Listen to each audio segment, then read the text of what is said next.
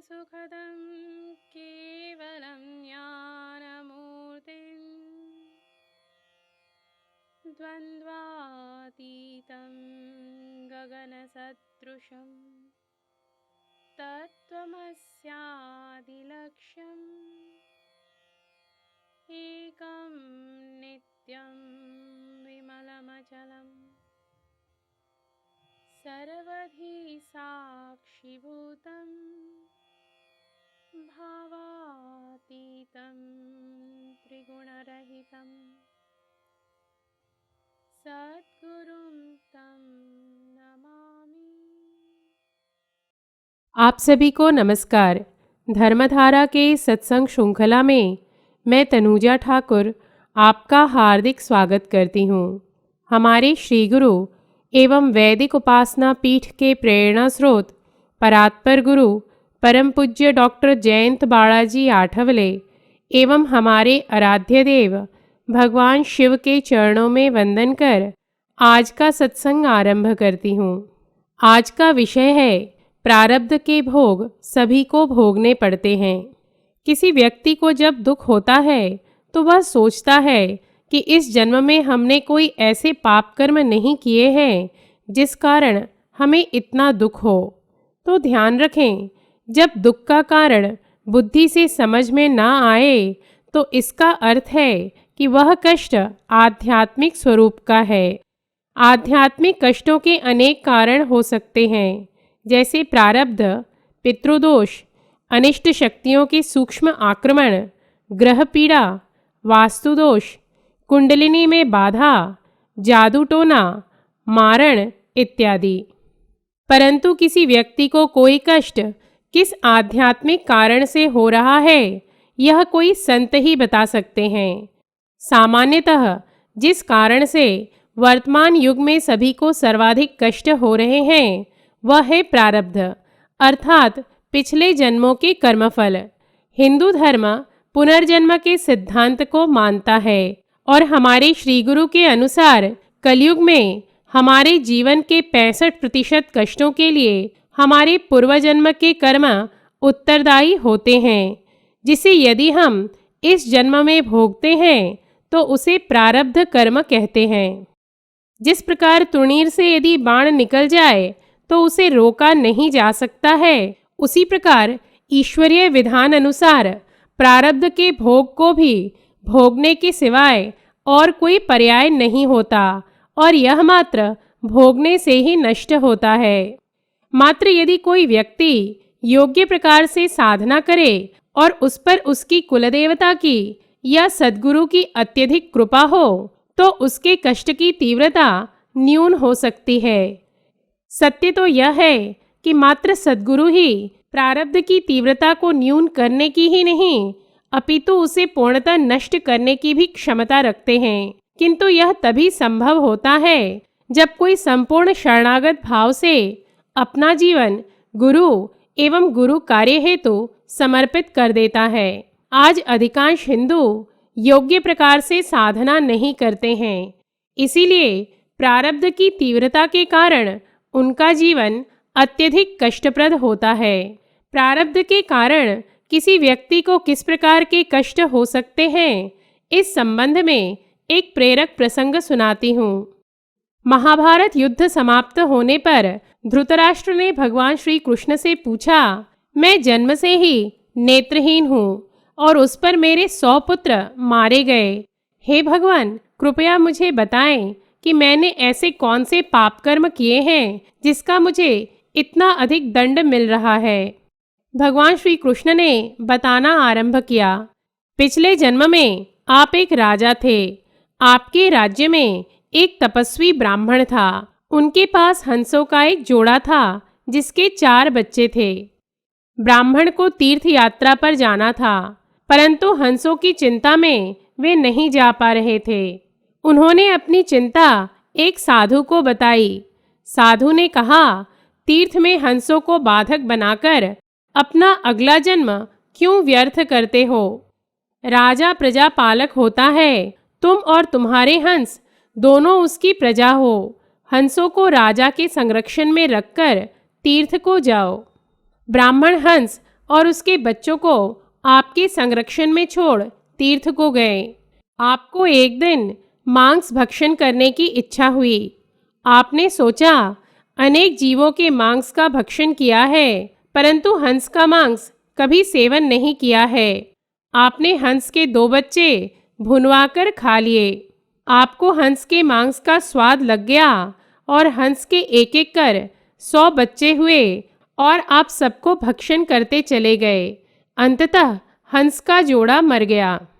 कई वर्ष पश्चात जब वह ब्राह्मण लौटा और हंसों के विषय में पूछा, तो आपने कह दिया कि हंस अस्वस्थ होकर मर गए।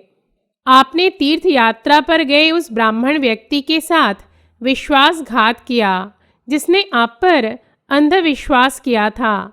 आपने प्रजा की धरोहर में डाका डालकर राजधर्म भी नहीं निभाया।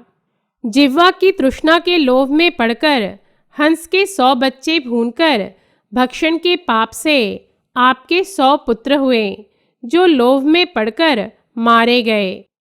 आप पर आंख मूंदकर भरोसा करने वाले से झूठ बोलने और राजधर्म का पालन नहीं करने के कारण आप अंधे और राजकाज में विफल व्यक्ति हो गए। यह संसार कर्मफल सिद्धांत के आधार पर चलता है और इस विधान से कोई भी अछूता नहीं है। आप भी अपने किए कर्मों के फल भोग रहे हैं।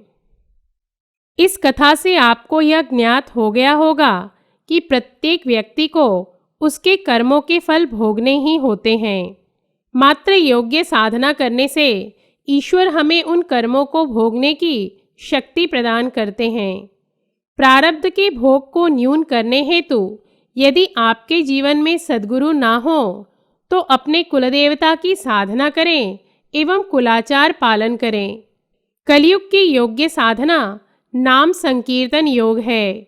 अतः गुरु प्राप्ति होने तक कुलदेवता का नाम जप अधिकाधिक करें।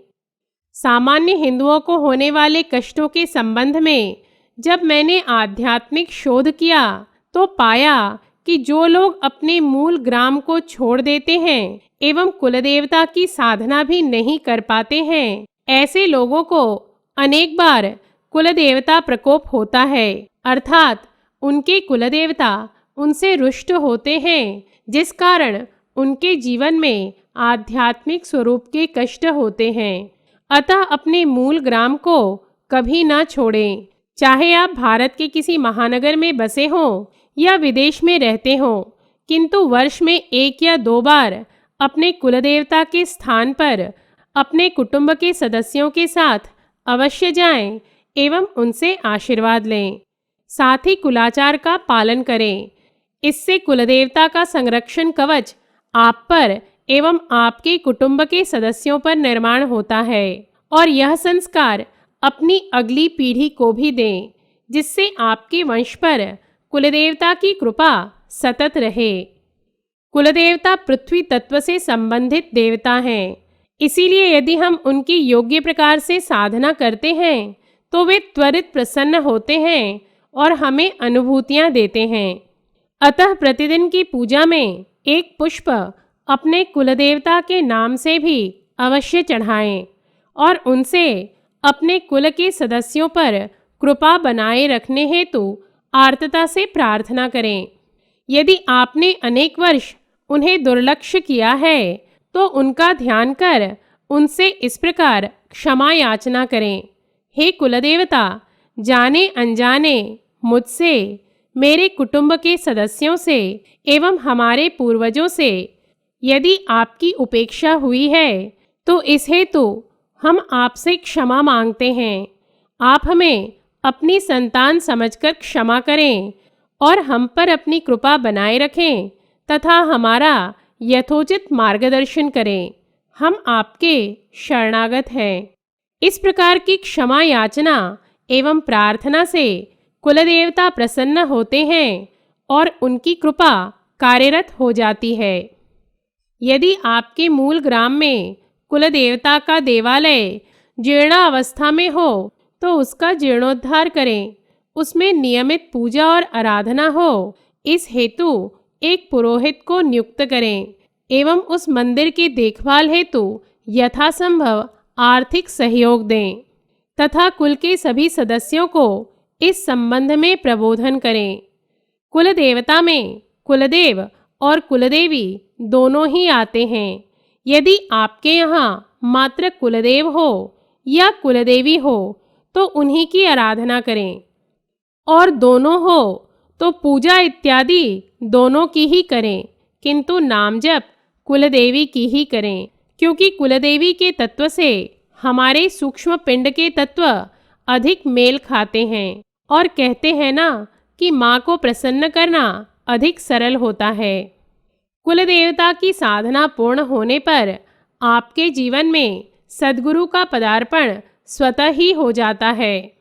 कुल देवता का संबंध हमारे कुल अर्थात मूल से होता है और मूल का संबंध मूलाधार चक्र से होता है। इसीलिए कुल देवता की साधना करने से कुंडलिनी स्वतः ही जागृत हो जाती है। आपने देखा भी होगा कि सनातन धर्म के सभी कर्मकांड रूपी अनुष्ठान में यजमान के कुलदेवता का आवाहन एवं पूजन अवश्य ही होता है। अतः प्रारब्ध की तीव्रता न्यून करने हेतु एवं अपने आने वाली पीढ़ी की सर्वांगीण उन्नति हेतु कुलदेवता की कृपा संपादित करने का प्रयास अवश्य करें। यदि आपको अपने कुलदेवता का नाम ज्ञात ना हो तो अपने गोत्र एवं उपनाम वाले व्यक्ति से पूछें, और जो उनके कुलदेवता होंगे वही आपके भी कुलदेवता होंगे। हरिद्वार आदि तीर्थ क्षेत्रों में जहाँ श्राद्ध कर्म किए जाते हैं वहाँ पंडों के पास हमारे पूर्वजों की जानकारी के साथ ही कुलदेवता का नाम भी लिखा होता है। वहाँ से भी आप अपने कुलदेवता का नाम ज्ञात कर सकते हैं। और यदि ऐसे प्रयास करने पर भी आपको आपके कुलदेवता का नाम ज्ञात ना हो तो किसी उच्च कोटि के देवता जैसे राम, कृष्ण, दत्त, गणपति, दुर्गा, शिव या हनुमान को अपना कुलदेवता मानकर उनकी यथाशक्ति भक्ति करें। ऐसा करने से आपको या तो अपने कुलदेवता का नाम ज्ञात हो जाएगा या आपके जीवन में सद्गुरु का पदार्पण हो जाएगा।